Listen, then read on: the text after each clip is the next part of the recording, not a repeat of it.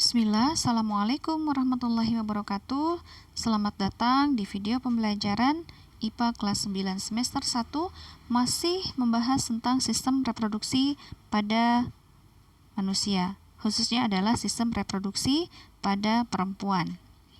Kita lihat ini adalah gambar organ penyusun sistem reproduksi pada perempuan. Dimulai dari bawah ya, di situ ada gambar vagina, kemudian serviks, endometrium, uterus atau rahim, ovarium, fimbria, infundibulum, dan tuba fallopi atau saluran telur atau juga disebut oviduk. Ini adalah gambar organ penyusun reproduksi perempuan tampak depan. Kita lihat alat reproduksi perempuan terbagi menjadi dua bagian besar, yaitu alat reproduksi luar dan alat reproduksi dalam. Alat reproduksi luar terdiri dari dua bagian, yaitu vulva atau disebut juga klitoris, kemudian labium atau labia. Alat reproduksi dalam terdiri dari ovarium atau disebut juga indung telur, kemudian saluran reproduksi. Nah, saluran reproduksi terdiri dari atau dibagi menjadi tiga, yaitu saluran telur atau disebut juga tuba fallopi, disebut juga oviduk. Jadi ada tiga istilah untuk saluran telur ini ya, bisa disebut juga sebagai tuba fallopi, bisa disebut juga oviduk. Kemudian yang kedua yaitu rahim atau nama lainnya adalah uterus, dan yang ketiga adalah vagina. Nah, ini adalah gambar organ reproduksi wanita tampak samping. Tadi dari organ bagian luar adalah yang pertama vulva atau klitoris ini, kemudian labium atau disebut labia. Ada dua set ya, ada labia minor, ada labia mayor. Lalu bagian reproduksi dalam ada yang disebut dengan yang pertama ovarium. Ini ovarium. Kemudian saluran telur atau oviduk atau disebut saluran produksi ya. Yang pertama adalah oviduk, kemudian uterus atau rahim, dan vagina. Kita lihat satu persatu alat reproduksi luar. Yang pertama adalah vulva atau disebut juga klitoris, adalah celah paling luar dari alat reproduksi wanita yang dibatasi oleh sepasang labium atau labia. Nah, vulva ini merupakan titik rangsangan seksual yang paling sensitif. Karena apa? Karena mengandung banyak ujung syaraf. Yang kedua yaitu labium. Ada labium minor dan labium mayor. Nah, ini merupakan dua set labia yang mengelilingi lubang vagina. Nah, ini yang berikutnya yaitu alat reproduksi dalam. Yang pertama ovarium atau indung telur. Di situ dilihat di samping ada gambar ovaris atau ovarium.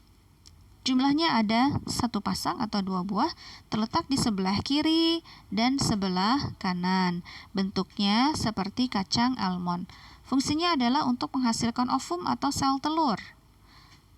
Nah, proses menghasilkan ovum dari ovarium disebut dengan ovulasi. Jadi ada istilah ovarium, ovum, dan ovulasi. Diingat-ingat ya. Kemudian di dalam ovarium itu terdapat folikel.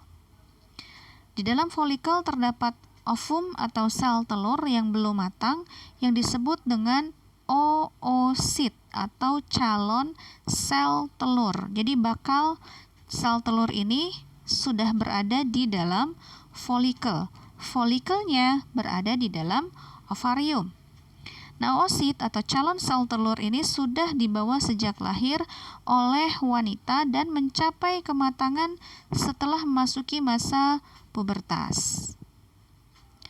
Nah, jumlah folikel ini sangat banyak, sekitar 400.000, dan akan berkurang seiring bertambahnya usia wanita. Pada wanita yang telah memasuki masa menopause atau berhentinya masa menstruasi, biasanya dialami oleh wanita yang sudah lanjut usia sekitar 50 tahun ke atas, maka dia akan mengalami menopause. Biasanya ovariumnya berlubang karena folikelnya sudah mengeluarkan isinya. Apa isinya dari folikel? Yaitu sel telur atau ovum. Nah, kita lihat untuk bagian saluran reproduksi ya. Ini masih alat reproduksi bagian dalam. Ada tiga, yaitu tuba fallopi, kemudian uterus, dan vagina. Kita lihat satu persatu ya. Untuk tuba falopi atau saluran telur atau oviduk. Jumlahnya ada sepasang, sebelah kanan dan kiri yang memanjang ke arah samping dari uterus atau rahim. Saluran telur akan berakhir dalam struktur berbentuk corong yang disebut infundibulum yang ditutupi fimbriae. Jadi infundibulum ini adalah struktur yang berbentuk seperti corong dan merupakan ujung dari tuba falopi. Fimbria akan menangkap sel telur yang dilepaskan oleh ovarium. Jadi fimbria ini bentuknya seperti jari jemari yang berfungsi menangkap sel telur. Fungsi saluran telur atau oviduk yaitu membawa sel telur dari infundibulum ke rahim. Pada saluran telur terjadi fertilisasi atau pembuahan. Jadi istilah dari pembuahan ini adalah fertilisasi jika bertemu dengan sel sperma.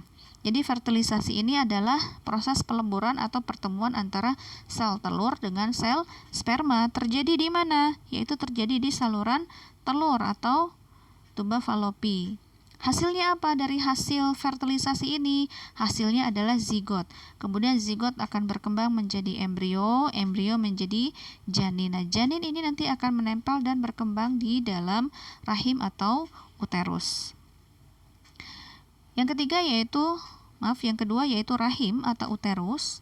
Rahim merupakan organ tebal yang berotot, dapat mengembang selama masa kehamilan untuk menampung janin yang beratnya maksimal sekitar 4 kg. Jadi berat janinnya sekitar 4 kg. Pada lapisan dalam rahim terdapat endometrium atau dinding rahim. Endometrium berperan dalam pembentukan plasenta. Apa plasenta? Plasenta merupakan organ yang menyuplai nutrisi yang dibutuhkan bayi selama perkembangannya di dalam rahim. Jadi suplai makanannya itu dari plasenta. Endometrium kaya akan pembuluh darah sehingga ketika terjadi menstruasi, lapisan ini akan meluruh. Di dalam rahim terdapat mulut rahim yang disebut dengan serviks. Serviks merupakan bagian yang sering terkena kanker, yaitu kanker serviks. Jadi bagi para wanita diharapkan untuk selalu menjaga kebersihan dan kesehatan organ kewanitaan agar terhindar dari penyakit-penyakit yang tidak diinginkan ya, termasuk penyakit yang sangat berat yaitu kanker. Umumnya yang sering terjadi yaitu kanker serviks atau kanker mulut rahim. Yang terakhir dari alat reproduksi bagian dalam wanita yaitu yang ketiga vagina, merupakan bagian yang berotot tetapi elastis yang dilapisi oleh selaput membran atau selaput tipis yang disebut dengan selaput darah atau himen. Himen akan semakin tipis dari waktu ke waktu, bahkan bisa pecah atau robek dan dapat berdarah ketika direnggangkan. Himen akan hilang melalui aktivitas fisik seperti olahraga. Oleh karena itu, bagi wanita, harap memilih olahraga yang tidak terlalu ekstrim bagi organ vital kalian. Vagina berfungsi sebagai yang pertama organ reproduksi, kemudian sebagai saluran untuk aliran darah menstruasi dari rahim, kemudian sebagai jalan lahir bayi, serta tempat masuknya penis atau sel sperma. Demikian yang bisa Ibu sampaikan. Semoga membantu. Harap kalian nanti akan menyaksikan video berikutnya yaitu tentang oogenesis atau proses pembentukan sel telur atau sel ovum.